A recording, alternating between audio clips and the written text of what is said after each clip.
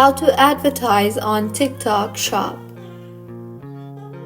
Hello everyone, I am Vishaka and welcome to our channel. I will take you through the step-by-step process on how to advertise on TikTok Shop. Now, let's get right into the tutorial. To set up TikTok shopping in your TikTok ads account, there are two options.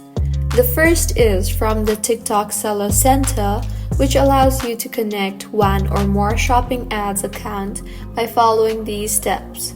First, connect your business center. Second, connect to your ads manager account. Third, connect to your TikTok shop and TikTok account. And fourth, create and publish your ads.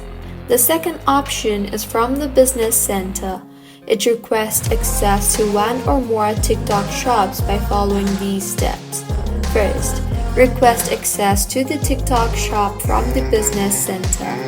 Second, resend the request from the business center if necessary.